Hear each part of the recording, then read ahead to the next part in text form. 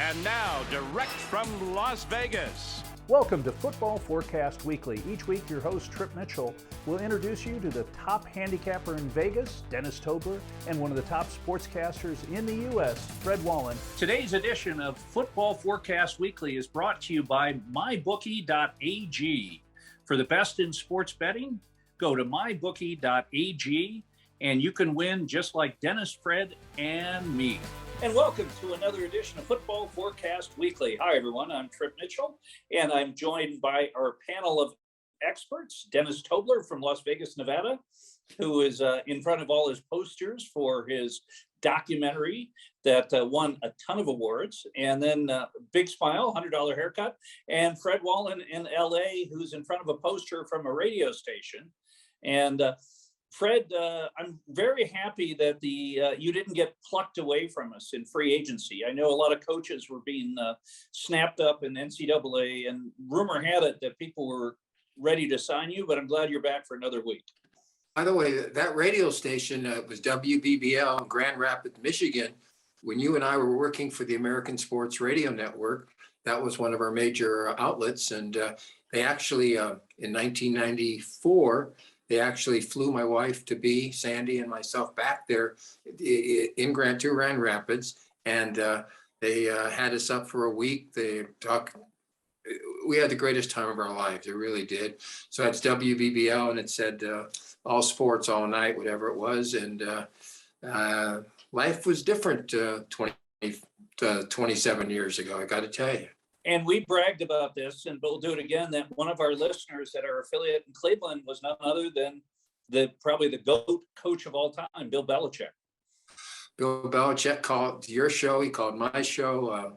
He took all the, it was almost funny in that I didn't really go after him, but the callers definitely did in Cleveland, from Cleveland. And he had the guts to come on. And, of course, his life changed when he moved to Boston and New England and whatever. And we can talk about it as they play the Colts this week. And by the way, I looked something up on the web this week. He's 9-0 against the Colts since 2010. That's all I can tell you as we get going on Football Forecast Weekly. Okay. And Dennis, well, Fred and I have been reminiscing about our days at the American Sports Radio Network. What are your thoughts on this week that's crazy?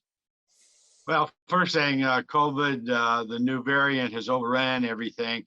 It may not be as deadly, but it's certainly making everyone test positive.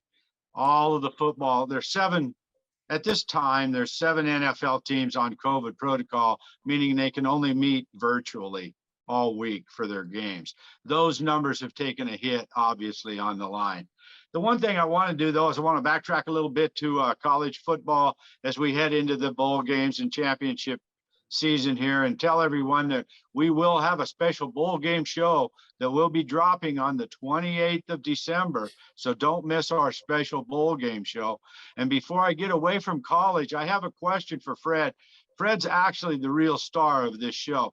Fred, I know you get to vote for the Heisman Trophy winner. Would you tell us who you voted for, please?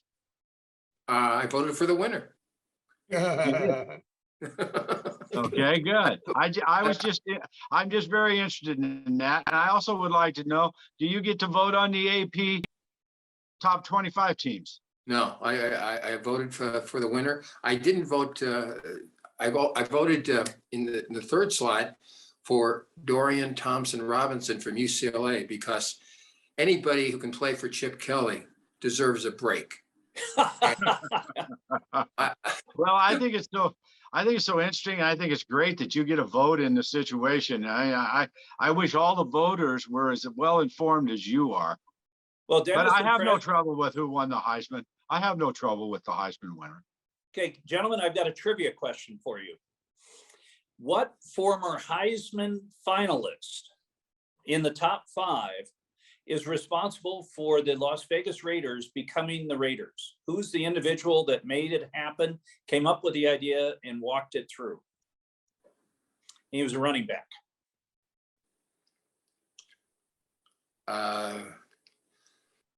From USC? Nope, from Naval Academy. Napoleon McCallum. You got it. Napoleon was the guy who 7 years ago flew up and talked to Mr. Davis, said this isn't the craziest thing in the world. Napoleon at the time worked for the Venetian. So he talked Sheldon Adelson into getting behind the project. And that's how they built that beautiful stadium, Allegiant Stadium. And he is the reason that the Raiders are in Las Vegas. So with that in mind, let's get to the games. And speaking of the Raiders, we've got the Raiders at the Browns, opened -3 now, 1.5. But Dennis, let's start with you on that game. Yeah, I think we're going to have to back up and cover these lines a little bit this week. There's seven teams on COVID protocol, and they've changed. Look, the look-ahead line on this game was Cleveland -5.5. After the Sunday games, it opened on the streets here at -6.5. Cleveland, -6.5. Okay, the line came, we found out that Baker Mayfield has COVID protocols, which does not mean he will not play this week, because he could get 2 negative tests between now and Saturday and still be able to play this week.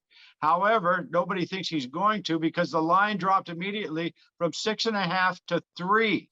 Okay, now I'm looking at the computer right now, Tripp. You want to know who's favored? The Las Vegas Raiders are now a 1.5 point favorite over Cleveland. How can the Raiders be favored over anyone? I have no idea. And I'm telling you right now, Case Keenum is as good as Baker Mayfield is. And I don't think the coach has much to do with it. He's going to coach virtually. So that line change, and many of these line changes are astoundingly crazy. The bookmakers are nuts. There's too many bookmakers anymore vying for the dollar. That's why you get this. I'm going to explain some great opportunities here, but my machine's been going off the wall already. I mean, we took Cleveland at +6.5, and then when it got to 3, we took the Vegas at +3. Now it's Vegas -1.5. We got money on Cleveland -6.5. How big a middle do we have already before the game goes off? That's what happens when you play the game the way I do. So, Dennis, is this the biggest variance you've seen in an NFL game? Pretty much. There were several 6-point variants during early part of the year this year, and some of those positions did not cover. Those moves did not cover. This move will not cover. Cleveland will win this game with Case Keenum. I don't care who plays for the Las Vegas Raiders. They're without all of their stars, especially their cornerbacks. So Cleveland's going to win this game. Cleveland has to win this game to stay in the hunt for the playoffs. They must have this game. So they're going to take this game. And if I was everybody, watch the line. If the line is moved back to Cleveland favored, don't be afraid of it. Take Cleveland. But right now, it's a gold mine. Jump on Cleveland plus the 1.5 with all you got. Okay, and Fred, I'll see if you have the same feeling that Dennis has. I can't disagree. Even before the COVID, you can't wager on the Raiders. They had that one up week, but outside of that, disastrous end of the season. They'll be fortunate to win one more game. It won't be this Saturday. I will guarantee you that. But Dennis, I want to ask you a question. 37 players were under the protocol last week. There's going to be more than that this week. What kind of odds could you get at some casino that we don't have a Super Bowl in 2022? Well, you could probably get a lot of odds because they've got this COVID second team behind the scenes always that they can bring them out of and place them on their team. So they're going to get the Super Bowl in one way or another. But I'm telling you this, the NHL, the NBA, and all of them may not get their seasons in because they are dropping like flies. Utah in pro basketball has canceled 2 games this week. There's many NHL teams that are in COVID protocol and they're canceling their games. I doubt they make it to the Stanley Cup. This COVID variant now that's came out is infecting people who have been vaccinated. Even though it's just it makes them test positive, it doesn't make them sick. That's the way Baker Mayfield is. He doesn't feel anything. So it could be a false test, number one, or it could be that he has the Omicron. He's already been vaccinated and he'll be well and test negative in 2 days. all of these people that we hear about, we don't know whether they actually have COVID and are going to be out for 10 days, 2 weeks, or whether they just meet the COVID protocols and have to have 2 days of negative tests. Because if they have a bad test one day, 2 days later, they could test negative 2 days in a row and play. That's why we've been stuck hanging out on a limb most of the year, because the COVID personnel hasn't been listed to play until Saturday afternoons or so. So as you've preached all year, Fred, don't make your bets till Sunday morning. But I don't think it'll impact the Super Bowl, but I do think it's going to impact sports, and it impacts football starting this week. And by the way, it just came down. We taped this show midweek. Danny Ainge was just hired as the president of basketball operations for the Jazz. And maybe they want him to come out of retirement and do his reenactment of his full court drive against Notre Dame in the NCAA playoffs 30 years ago. Boy, are we dating ourselves on that one? Yeah, you are. Hey, how about Indianapolis, New England? Fred had a great stat. Dennis, what are your thoughts? Give us, Dennis, what's the number that you have? Here's another crazy one, guys. The look-ahead line was New England -1. And when it opened up on the market this week, Indianapolis was a 2-point favorite. They went to 2.5. I see them laying out there 2.5 minus juice now. So New England's won 7 straight games, and they've covered 7 straight games. Now they go on the road to play Indianapolis, and my God, the pros must think Indianapolis is good, because if they're going to make an opposite favorite out of this game, I'm not sure. I really can't make a selection on this game. If Indianapolis goes to 3, I'd definitely take New England on this game. But the way the money has moved, who knows what's going on in New England? Everybody is overrating Indianapolis right now. They had a couple of good games against a couple of poor teams, and we'll see whether Wentz has 2 sprained ankles and can pull it off or not. But the line moved from 43.5 to 46. So it looks like there's going to be a lot of scoring in this game, and it's an indoor stadium, so there could be. I'm going to have to pass on this game. Fred? The same thing, because of what I told you before about Belichick 9-0 since 2010 against the Colts. The other side of this, though, is Jonathan Taylor. The Patriots' defense against the rush is very good. In fact, if they hold the opponent to under 125 yards in the ground, they're undefeated. Okay. Now, the question is, against the best running back in this league, can they accomplish that fact? I don't know. I agree with Dennis on passing. It's too close to call. I'll definitely watch the game because it's up to Wentz. I mean, the bottom line is, will the real Wentz, or what is the real Wentz? Who is the real Wentz? You never know from game to game. It's too tough to call, but I'll definitely watch it on Saturday. Okay, and let's go to a Sunday game, and Fred will keep it right here with you. We've got the Washington football team at the Eagles, and this line started at 4.5. Now I've got it Philadelphia -7 and 44 the total. See, they're making it Dennis, very, why don't you very give tough. us the line that you've got? They're making it very, very difficult indeed because of the fact that Hurts is back. Heineke may not go for Washington. Allen's not bad. Was Washington playing over its head 2, 3, 4 weeks ago? Who knows? Eagles, of course, up and down. It's an impossible game. At 4, at 4.5, I was all set to jump on the Eagles. At 7, it may be too close to call. Maybe it'll hit 5 or 6 and you can middle it. I don't know. But Dennis, what do you think? Well, I have to laugh here because these guys are just making us a ton of money, and I don't care. The look-ahead line last week on the Eagles was the Eagles -2.5. Okay. And then we've had these other things occur. So when they opened up the line this week here, it was -4. It's went from -4 to -5 to -6.5 to now -7. So right now, I'm pretty sure my computers have a couple grand on Philly -4 and a couple grand on Washington +7. And we'll laugh our way all the way to the bank no matter who wins. Okay. Now, what kind of booking operation is this? I swear to God, the hedge fund betting in state to states is the future of sports betting. And next year, that's what we're going to do. Okay, so in this particular game, what can you say? You take Philadelphia minus the 4, you take Washington plus the 7, and you can't lose anything but juice. Now, I know you people out there in the field who only have one bookmaker at your local bar don't get those kind of decisions. That's why we're here in business in Las Vegas at 1-888-604-6863. Give me a call and we can get you on this kind of stuff, because this is just giving money away. There's no way we're going to lose anything but juice in this game. Again. Yeah, and explain that just a little bit further for maybe some new viewers of the show, how that works with that. Okay, when the line came out at 2.5, we stake a position at Philadelphia minus 2.5. Okay, when it went to 4, we knew that the line was going to go up, so we grabbed some more Philadelphia at minus 4. Okay, then the Washington team goes into COVID protocols, meaning they can't practice all week. So the line jumped all the way to Philadelphia 7.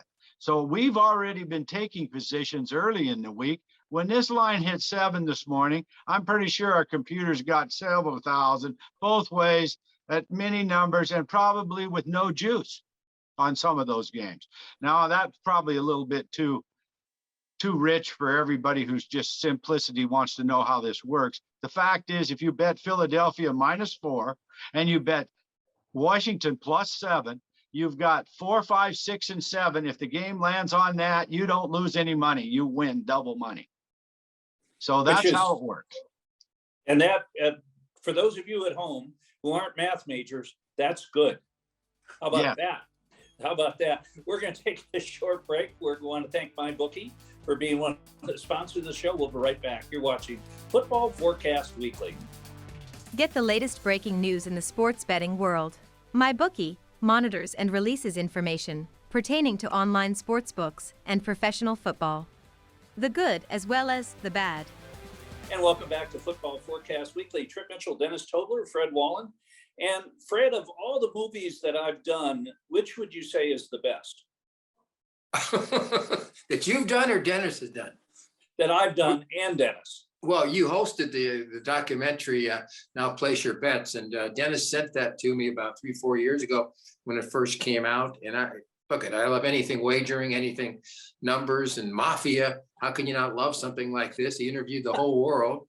They called him Dennis Capone at that point, I guess. So, folks, if you get a shot, take a look at Now Place Your Bets, and it's won all kinds of contests as far as the best in this field or the best in that field, rated in the top 5 in a lot of different areas. So Dennis put a lot of work into it, and perhaps you'll be seeing part of it soon in the D, B, and A television network. Who knows? Dennis, is that a possibility?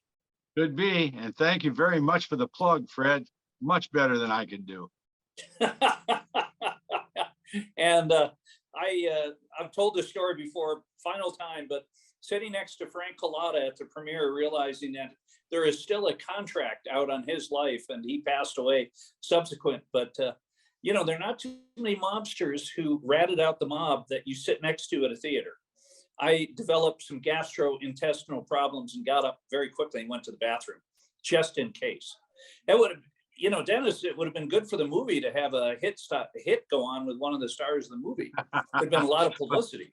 You should have seen how we had to move around town to get the interviews, because I was just as scared as you were. I didn't want to get plinked off with Frank Collada. So when I was interviewing Frank, we were very careful.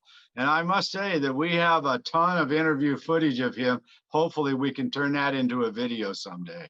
So any of you who watched the movie Casino, arguably one of the greatest movies of all time with Martin Scorsese, Frank Collada's character is very prominent, working with Joe Pesci's character in that movie. And it was a big part of it. And it was a very fun documentary. Let's get back to football. Buffalo Bills, Carolina Panthers. This game is up in beautiful Orchard Park, New York, the garden spot of upper New York State, weather-wise. Started out Bills minus 10.5, and shockingly enough, that's where it's at right now. At least that's my number. Dennis, what do you have? Well, it's moved around. Went from 9.5 open to 11. after Buffalo lost. Everybody thinks Buffalo's going to come back. Cam Newton played horribly. I think Carolina just might be done. The worst thing in the world is to bring back a quarterback like Cam Newton, who only plays for himself and not for the team. He didn't do anything for that team. And McCaffrey's out the rest of the year. Their defense sucks now for some reason. Buffalo has to win. They have to win. If they don't win this game, you can throw all of the cards out the window, because they're not no home field advantages, no nothing coming down the road. The line opened 9.5, went to 11. It's back to 10.5 now. So people are thinking of weather. And also I heard Josh Allen on TV this morning saying he will play. His ankle is not sore enough where he will not play. So I look for that line to go from 10.5 up, and I'm going to lay the points here. I think this is another one of them 40-10 games. Okay, and I know, Fred, you will not, because it's double digit, but let's hear it from you. Well, again, I just have this rule. You're going to lose 2 out of 3 times if you give double digits in the National Football League. But this is a situation where, well, I got to figure out, like Aaron Rodgers, is Josh Allen's foot, ankle immunized? That's a key, of course, to me in this circumstance. Buffalo's going to win, folks. But again, if the snow comes down hard, and Dennis could be right, if the snow's not there, okay, it could be 40-10. But if it comes down hard, it could be 17-6, 17-9, something like that also. Buffalo's going to win. But as far as giving 10.5 points, no, certainly not in this circumstance. Okay, Fred, Jets at the Dolphins. Right now, it opened 8.5. I've got the Fish -10. Jets getting 10.42 the total. Fred? This week is, in my mind, right now, like the toughest week of the 15 so far. Really difficult. Miami will win. I'm not a big Tua guy, but against the Jets, he'll find a way. And they're going to win the game. So you want to give the money line, take Miami. But again, 10 points could be heavy. Who knows? But Miami will win the game. That I will guarantee. Okay, and Dennis? Well, I took a look at it. I think I chalked them off. I believe by game time, there might be as many as 6 or 7 games with double-digit favorites this week. Okay, so that tells you the dilemma that we're in as bettors. The only thing to do is to take these middles. I mean, if you see these teams and you like them, bet them. If they go up, bet the other side. You're not going to lose anything on it. Miami's going to run away with this game. The Jets are horrible. They don't have a quarterback. The totals dropped from 44.5 to 42. I would pay attention to that, people, because the Jets can't score. Now, Miami, I'm not as impressed with Tua either, and they can score, but they may only get 24 on the board in this one. I'm going to lay the points on this one. Simply put, the Jets are 0. Okay, and let's take a look. Cowboys at the Giants. Right now, the Giants, I show 10.5 with a 44 and a hook total. Dennis, what do you show? Yes, I see. That's what I see mostly as 10.5s now. And 44.5, 45 is the total. The Giants are at home, and I don't know how they're not 20-point underdogs. Dak Prescott, last week, by the way, I was correct. Dak Prescott played like crap, but they still won. Did they win? They won. Anyway, he didn't play very well, and he's not playing very well. The Giants, on the other hand, have nothing. If you watch Glennon quarterback that team last week against San Diego, you would have got the laugh of a lifetime when he ran it in for a touchdown. I think the Chargers just let him do it for kicks. That particular game was a blowout, and the Giants were nowhere close ever. But at the end of the game, they scored 2 late touchdowns to make it tighter than it was. And I don't know what's going to happen here. The weather is another indicator here. Dallas don't like to play in the cold weather. But I'll tell you this, they can't stop Dallas. If Dak does nothing but hand the ball off, they're going to run and win and cover the 10-point spread. I'm going to take Fred's motto on this one. 10 on the road in this game is too much, but I would not put a cent on the Giants. And Fred? Well, again, as Dennis indicated, Dallas should win. 10's too many. We're not sure about Pollard, and Elliott's not the same. So if Zach's going to just be handing off, they may not gain as many yards on the ground as you'd presume going into the circumstances. They've got the wide receivers. There's no question. Dak eventually is going to show up. I don't think there's any question. I don't think you're going to go to Cooper Rush, although some fans apparently have been writing Jerry Jones, please switch quarterbacks. That's not going to happen. Rush is probably making $3 million a year, and Prescott's making 30 or 40 million a year. So Jones is not going to. Prescott's making $75 million a year. He's making 75 this year? Yeah. Well, he's not going to go to Cooper Rush for 2 or 3 mil against the guy making 75. Jerry Jones is all money, but the Cowboys will win. Folks, it's another game that is just out of place here because too many double-digit favorites for Fred and I guess for Dennis too. Okay, let's go to Titans at the Steelers. Right now, look like the Steelers, wow, plus 1.5 and 42 the total. Fred, we'll stay here with you first, then we'll go to Dennis. Okay, Dennis used the word morale last week on this show, and I think morale for the Titans might be up, hearing that Henry might be back right before the playoffs. If that Best is running true, back in football. Yep. If that is true, they got something to play for. Without him, they got no shot in the playoffs, obviously. But again, the Steelers have shown me nothing. Big Ben's already indicated this is probably going to be it, as we all know it should be his last year. He's had a great career, but it's time, Ben, to forget the whole thing. And so I'm going to go with the Titans on a hunch that the Steelers at this point of the season aren't going to get anything done.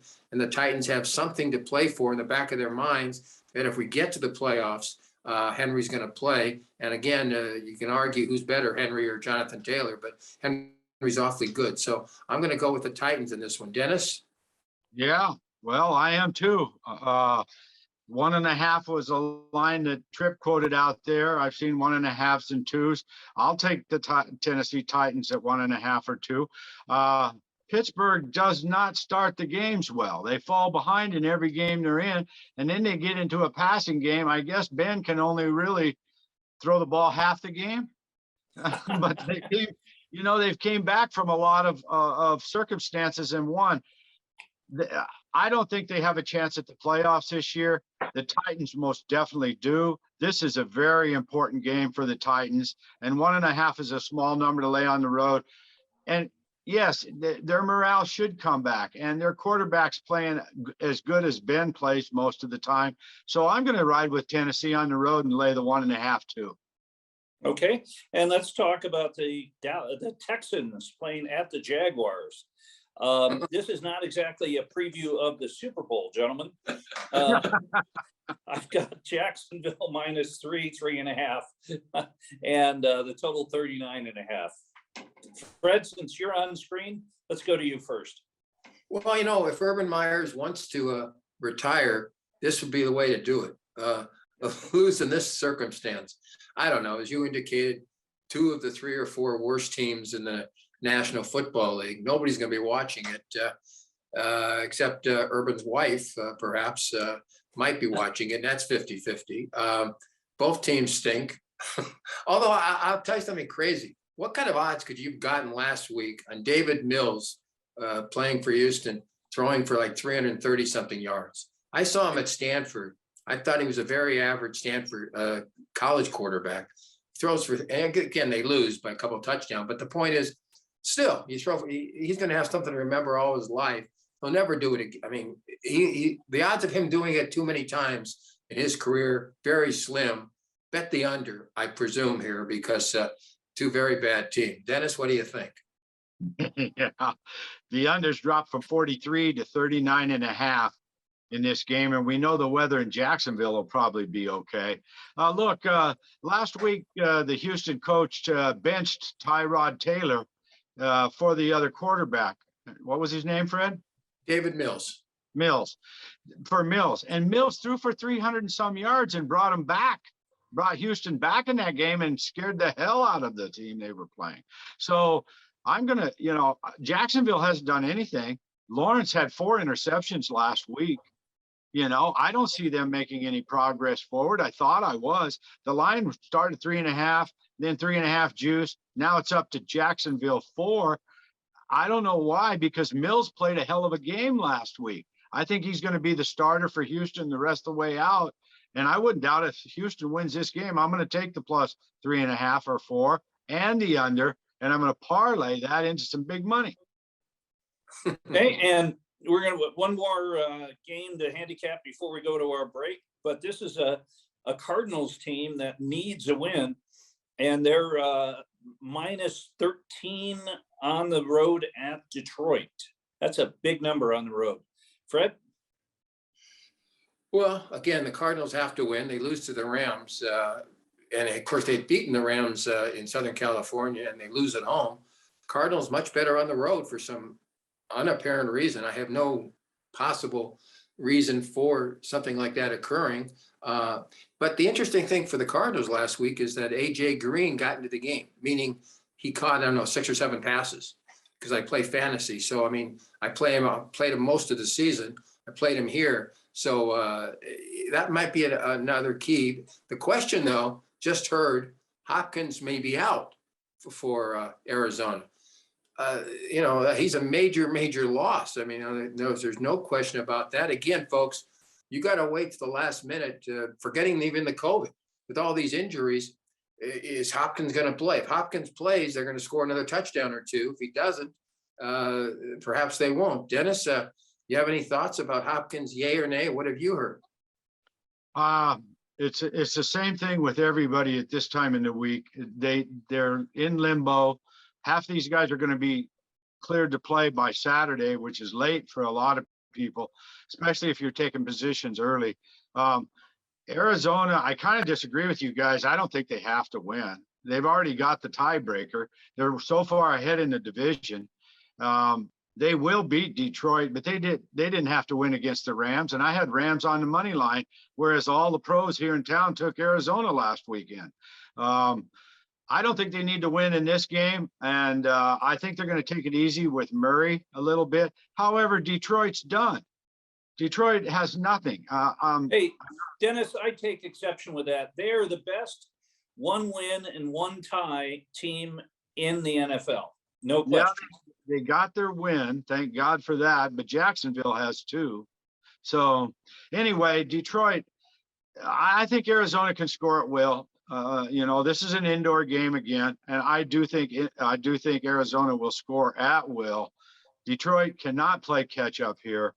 Arizona is truly a good team. I'm going to lay the 13.5, people, but I wouldn't bet very much on that. Okay, and Fred, we know you're not going to lay 13.5. No, as indicated, Arizona is going to win. How many points they score may depend if Hopkins plays or not. And we don't know at this point if he will play. Again, they've got a lot of ways to score. Ertz, of course, I just have a hunch he'll score a couple of touchdowns. I don't know why, because I do play fantasy, but I think he might score a touchdown or 2 from the tight end position. And he's made a difference as far as the Arizona club is concerned. Eagles thought Eagles have Goddard, so they don't really need Ertz, I guess. But Ertz was a fine receiver at Stanford, has been a fine receiver in the NFL. He's made a difference. I'll tell you who shocked me with Arizona. James Conner. Okay. This kid battled cancer. And when he played in the NFL for Pittsburgh, he was mediocre at best. Well, they've discovered that he can catch a pass. I don't know how many passes he caught last week. He caught, I think, 7, 8, or 9 passes from Murray. Dennis, did you know that running back James Conner could be such a receiver as he's proven the last few weeks in the NFL? No, I didn't. And he's a great asset for them, too. And he surprised me with those catches down close to the goal line in the middle of the field. And I think it surprised the other team, too. So, yeah, I think everything's going in Arizona's favor. Right now, Arizona's only the 5th or 6th favorite to win the Super Bowl at plus 900. Seems to me that's pretty good buy at this point. Well, you know, it's interesting, Dennis, you just made a point about running backs running over the middle to catch balls. Typically, a running back is out in the flat. He's a dump-off receiver. I don't remember running backs doing down and ins and slants like that. That's an interesting, despite some crazy things this season, we've seen some innovation in offense in the NFL, and that's fun to see. Yeah, we have. And the defense, people overlooks the defense, but the reason all these quarterbacks like Lamar Jackson and Mayfield and all of them don't meet up to the criteria they're supposed to is because they played a couple of years, and now the defensive coordinators know how to stop them. I've said it over and over and over. That's how I've made my money over the years. I can see ahead a couple of years. I can see their faults. I can see where the coaches don't catch up. And believe me, coaches are not as smart as gamblers. It takes them a lot longer to catch on to what they need to do. Okay, on that intellectual note, we'll take a break. You're watching Football Forecast Weekly. We'll be right back. This is a review of Dennis Tobler's Now Place Your Bets by Canada Real Casino online service. Now Place Your Bets is a must-watch documentary for anyone interested in the world of casino and online sports betting. It is a chronicle of the dramatic rise in popularity of sports betting in the cities of Las Vegas and Atlantic City. It has now become a multi-billion-dollar industry worldwide. And welcome back to Football Forecast Weekly. I'm Trip Mitchell, and I get to be joined each week by Dennis Tobler and Fred Wallen, and it's the funnest hour of my week, I'll guarantee you.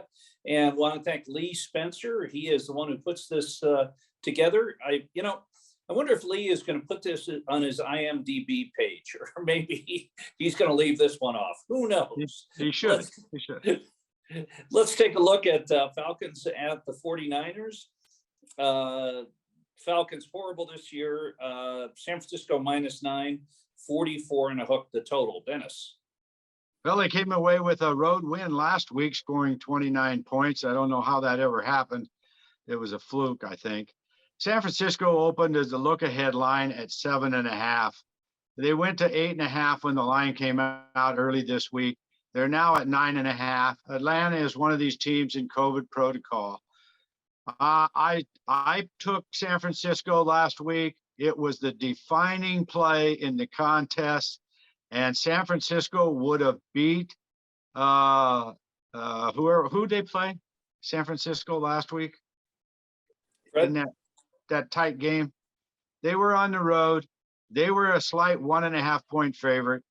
I can't remember exactly who they played, but my point is the opposing team got down to Cincinnati. Burrows got down. San Francisco was way ahead. I think 23-6 or something like this. And 5 minutes left in the game. Burrows is on the 20-yard line, 4th down and goal. He runs back to the 40-yard line, and he throws the ball up in the air in a Hail Mary, and they caught the pass in the end zone for a touchdown. So that brings the score to 23-13 or 20-13 right there. And what happens after that is everybody knows San Francisco gets the ball and just runs it down the field and wins the game. Okay, San Francisco is good. They have a good defense. They have a good offense. They have a good coach, and they're going to destroy Atlanta this week. 9.5 is not near enough. This game will be 10 or more by game time. I'd lay it. It's another 40-10 game. Okay, and Fred. Garoppolo's played better than I thought he would this year, to tell you the truth. And you don't hear the name Trey Lance so much anymore because of the way Garoppolo has played. Also, we'll find out if Mitchell comes back this week, fine running back. So they win last week without him, and they'll win this week maybe with him. He adds to that offense. And again, Samuel, that was the thing we talked about last week, why the line moved. Somebody knew that Samuel's going to play, and he played very well. He carried the ball 8 or 9 times, plus catching the passes. He's their best all-around player. He's back. So, again, I think the 49ers will win, and hopefully it doesn't go to double digits, so I actually can lay a few bucks on San Francisco. Bet it now. Okay. And next game, Denver, Cincinnati. This game is up at the Mile High City, and the Broncos. Boy, this is interesting. It started at 1.5. Now the Broncos -2.5 and 44 the total. Dennis, what do you show? Well, this is very interesting here. Cincinnati, the look-ahead line, they always put out a look-ahead line a week ahead of time. The look-ahead line on this game was Cincinnati 3-44. Okay, and then when after Cincinnati, they think they about blew the game last week, but they didn't. Well, what am I trying to say here? Let me start over. Cincinnati came back in a fluke situation, and everybody thought Cincinnati might have something worthwhile to play for in this one. The fact of the matter is, when the line opened here, it opened at Denver 1.5. It's now Denver 2.5. Denver played very well at home last week. Of course, they played nobody. Okay. I think Denver needs to win this game. They're definitely in the hunt. Cincinnati is overrated with Burrows, and that play, there was one play with 5 minutes left in the game that swung the point spread, swung the tide, swung the press, swung everything over. You don't want to give Cincinnati any credit. They're not that good. I've been saying it all year. They're not that good, and they won't make the playoffs, Cincinnati. So I'm going to take Denver here. I'll lay up to a field goal. Okay, Fred? Totally disagree. I think Burrow's going to have a big day. I think Burrows will throw for 3 or 4 touchdowns. You put Burrow on one side, Bridgewater on the other, and there's no contest. I just have this hunch that the Bengals will dominate in this one. And Denver has had its moments this year, but it's not going to be this weekend. I guarantee you. Take the Bengals. That scares me. Okay, and let's take a game that Dennis, I know you're interested in. Aaron Rodgers and the Packers at the Ravens. Right now, Baltimore it started at 4.5, and they're getting 5.5 with a total of 43 and a hook. Well, let's dig a little deeper into this one. The look-ahead line was Green Bay -2. Okay, and then Lamar gets hurt in the last game. So that line came out as -7. Green Bay -7 was the opening number here in Vegas this week. That's been bet down to 5 at the current time because Lamar's probably going to play. Now, whether Lamar plays or not, I don't think it makes any difference because Case Keenum is just as good as he is, especially this year. So, that doesn't make any difference to me. I'm going to take Baltimore. I don't care about COVID toes Rodgers running around back there. Baltimore has a defense, and Rodgers, I swear to God, he's just pimping everybody. This week on that stupid podcast that sold for $10 million worth of advertising to DraftKings had Rodgers on, and Rodgers says, well, I don't know. They asked him, do you see yourself playing for Green Bay, or do you like playing for Green Bay now again because everybody's got a chip on their shoulder and they're playing hard? And what did Rodgers say? Rodgers didn't say anything about like to play for Green Bay. He says, I just like to play the game. So that it left everybody out in limbo here, and we're talking about morale and everything else. I'll tell you what, if Rodgers was on my team and I was the center, I'd turn around and slap him right in the mouth, tell him to keep it shut. Anyway, I'm not going to bet on the Green Bay Packers in this matchup. They're 5-point road favorites. At this point, they'll probably go down if they decide Lamar's going to play. I don't care. I'm going to take Baltimore on the money line here. They're going to beat Green Bay straight up. And Fred? What do you guys think of Chris Collinsworth last week on the Sunday night game saying that Aaron Rodgers has been totally honest about his immunization? Dennis, you have any comments about how many times Chris Collinsworth I threw was my hitting arms up in the air and I thought to myself, the whole world's full of it. The whole world's full of it. You see whatever you want to see, you say whatever you want to say, and then somebody can say something different. And yeah, that's what you said. Yeah, I thought that was idiotic. And they just kept saying it too. They went from one guy to the other guy about how honest he was about being an idiot. Well, you can be honest about being an idiot. That still doesn't mean you're not an idiot. Hey, let me add this. We've missed Michelle Tafoya the last 3 weeks. She went on The View and said COVID was just like the flu. Next thing you know, she's not on NBC on Sunday nights. Al last week didn't even say replacing Tafoya this week. He didn't even mention her name. Something's going on there. Not that it matters. I mean, bottom line is, the person on the field gets 2 minutes in a 3-hour game. of airtime. But the point is still, it's interesting. Collinsworth says Rodgers is the most honest. He's been totally honest. She goes on The View. She's no longer on the show. I don't know if she's going to be on this Sunday, but she hasn't been so far. Rumors have it she's jumping to another network next year. Dennis, you going to miss another person on the sidelines? Do we need another person on the sidelines? I don't miss any woman ever. I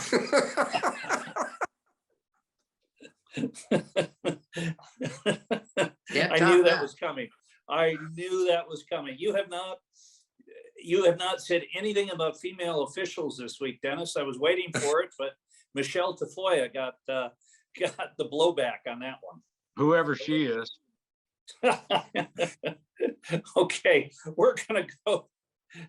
Well, anyway, getting back to football for a second, Fred, do you have any thoughts on the Baltimore Green Bay game? With all that's been said, I still like Green Bay. Okay.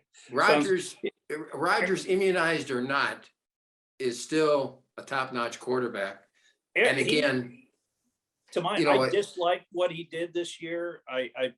It's funny. I did see the first State Farm commercials 5 weeks after this all came out. They had a couple in rotation on Sunday, but the guy has got the best arm in football. If you need a pass to go into a window that is 6 inches wide, he can get it in there. And, without getting intellectual here, the physics of throwing a football and getting it into a 3-dimensional hole where someone can catch it, he is, to my mind, a better pure thrower than Brady, even though Brady's the greatest of all time. Rodgers puts a ball on a dime.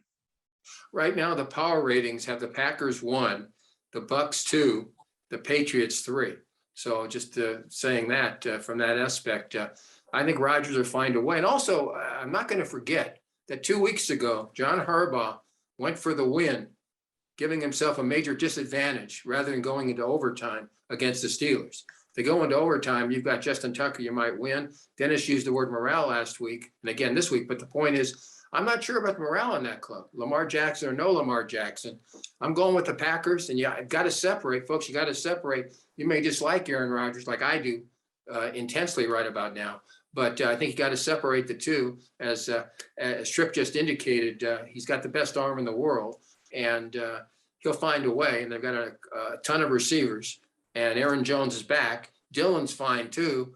So I think the Packers will cover the spread against the Baltimore Ravens. Okay, and let's go to the next game, the Rams versus the Seahawks. This game in L.A., and right now I've got the Rams -4.5 and a 44.5 total. Fred? Wilson played well last week. Rams, the last time we checked, which is like 10 minutes ago before the show started, 9 guys on COVID protocol. That's a major. I'm taking Seattle, but Dennis, it opened higher than that, did it not? I mean, yeah, the game opened at the Rams -7. Yeah, and it's down to 4.5 now, all because of the COVID protocols. It's, again, I wish I'd gotten in at the 7. I didn't. That was a mistake on my part. I think Seattle plays one close. I just have a hunch that Wilson's back, and they've got to win out, end up 9-8 to have any shot at the playoffs. They cannot afford a loss. They lost a month of Wilson's finger being hurt. And then, of course, he played 3 games back to back very poorly. Played well last week. He may be back. Metcalf only caught 4 passes last week. He may catch 7 or 8 this week. I think Seattle will play this one close. The Rams cannot be as high as they were last Monday against Arizona. I mean, it's impossible. They were sky high for that one, even with Ramsey out. So I think Seattle will play this one down to the wire. And I think a lot of points will be scored here. So, Dennis, what's the total? Well, the total dropped from 48 to 45 on this game. And the line from 7 to 4.5 is what I'm looking at now on the Rams. Beckham's now out too for the Rams under the protocol. Yeah. Again, you've got a shot to play. So you got to wager late on this one, folks, because Beckham found his way last week. So now if he can play, that makes a major difference for Stafford. They've already lost Woods. And Beckham sort of replaced him. But if he doesn't play, it's a different circumstance. But I still think Seattle's going to play this one close. I wish I had gotten it at 7, 4.5. Certainly not the same. We'll see what happens. Should be a game to watch. Okay, and Fred, we're going to keep it right here. Wait a minute. Game I that- didn't say. No, I didn't get a chance to say anything. Well, Okay, Dennis, I'm going to say this. I get to disagree with Fred. I haven't been able to yet. Okay, I disagree with Fred here. I don't think Seattle stands a chance in anything of beating the LA Rams in LA. I think the Rams at 4.5 are a huge bargain because I think they can control the ball. And I have yet to see Seattle go on the road back to back and do anything good. And the Rams need to win the game just as bad as Seattle needs to win the game. So I'm going to take the Rams and lay the 4.5. There you go. okay. Okay, and one thing that we've had all season, Dennis, is Fred is clearly a Wilson fan, and I think he that affects his judgment on Seattle. But who's to say? Now let's go to I mean, that's about all they have. Seattle is Wilson, so he's a great quarterback. If he had a team surrounding him like the Rams have, or like the San Francisco has, or like Tampa Bay has, or like even teams like Buffalo, even if they had that surrounding him, then they might be a Super Bowl bound team. Okay, and let's take a look at a game that in a year ago would have been a good game with Drew Brees at quarterback. Not so much. We've got Tampa Bay hosting the Saints, and I've got a -11 and a 46.5 total. Dennis? Well, I think I'm not sure if both of these teams are in COVID protocols right now or not. The reason the line dropped from 11.5 on Tampa Bay to 10.5 is because I know Tampa Bay's in COVID protocol. So I don't know which players have it, which coaches have it, or anything at this point in the week. The total is down from 48 to 46.5. New Orleans played a much better game last week. The Taysom guy, quarterback, is getting a little bit more familiar with playing, but you got to remember they played the Jets, so they didn't play anybody. So in this matchup here, Tampa Bay is going to kill them. I tell you what, Brady's the best quarterback that's ever played the game. If you watch some of the replays last week, he's looking left and he throws the ball right. Now the whole defense is on the left side of the field. There's one guy on the right side. He continues to do that and continues to do that and continues to do that. I don't see any way of stopping Tampa Bay at this point. Tampa Bay is the second choice for the Super Bowl championship right now, and they're +700. The leading candidate to win the Super Bowl is Kansas City, and they're +600. So 6-1, 7-1 is who we're looking at in the Super Bowl right now. I'd say that's the biggest toss-up there's been with only a few weeks left in the season in quite a long time. So, yeah, I'm going to take Tampa Bay. I'll lay the double digits on Tampa Bay. I think New Orleans is going to be overrun. Tampa's defense is overlooked too, by the way. I mean, they just seem to have it all. Once they got Gronk back, there's no stopping Tampa Bay. Fred? I think the Saints will score a couple of touchdowns here. I would just go the over. I would just go the over based on, I think both teams can score. I don't think there's any question about that. Brady's Brady. And Taysom Hill is a major positive for this club. I mean, I didn't know why he didn't start the season, to tell you the truth, but he had an injury. But I'm just saying that their mind was made up on Winston. I think Taysom Hill's a better quarterback. I saw him at BYU. You saw him at BYU. I think Taysom Hill can be a top-notch quarterback. Of course, he started at a more elderly age in the National Football League. He's 31 now, if I'm not mistaken. Yeah, but it's when you're on a mission for a couple of years, you don't get hit much on a Mormon mission. Well, it depends. Well, in Chicago, you might, but he's going to get hit in this game. But I do think he'll score enough to put this game over. So I'm like the total over in this battle. Okay, and Fred, we'll keep it for our Monday night game. Chicago versus Minnesota. Chicago +3.5. The game is indoors up in Minnesota. Your thoughts? Oh, by the way, the total of 44. No, Trip. I think the game's on Sunday and the game's in Chicago. Okay, I had then my mistake. As I show on the line I have is Monday, December 20th. No, we don't. There's no NFL games on the 20th. They start the bowl season. So Okay. there's two Sunday night games this week. New Orleans, Tampa Bay, and Minnesota at Chicago. Well, thanks for clarifying that. So I'll keep it with you then, Dennis. Minnesota opened at 3 or 4, down to 3.5. Chicago, I'll still say this. If Andy Dalton gets in the game, I think Chicago can win the game because they just can't keep playing that rookie with no coach and no offensive coordinator and expecting him to do it all with his feet and his arm. Andy Dalton played a good game that game when he got to start. The 2 interceptions ran back for touchdowns were the fault of the receivers. They hit the ball hit him right in the hands. Well, it was Andy Dalton that suffered the critique for that. Minnesota, they can score some points, and Chicago will probably present a tough defense. It's going to be who knows how cold on Sunday night in Chicago and how windy it will be. I don't really know what to do with this game. I'm going to let the line move a little bit more, check the weather situation at the end of the week. 44 seems like a high total to me. If anything, at this point, I would take the under on this game, but I'm not about to take the home team Bears and only get 3.5 points. That's not enough. Minnesota's a better team than that. Chicago has nothing to play for. I'll say it once again, Chicago's coach should be fired. Well, I think most people agree with that. And the Monday Massacre will probably be in effect in the Windy City. And Fred, what do you have? I think Minnesota has something to play for. They still have a shot. Chicago, of course, was shot earlier this season. Nagy's gone. I don't think there's any question about that. I think Minnesota will win, and I think they'll cover. I don't see them not covering in this circumstance, even though their quarterback, Kirk Cousins, is not immunized. But at least he told us he wasn't immunized. So he's the most honest guy out there, not Aaron Rodgers. Okay. Yeah, well, I have a comment. I want to make a comment on this stuff too.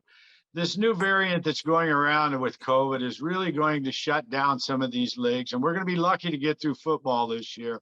But college basketball and the NBA and the NHL are going to be in for a mess.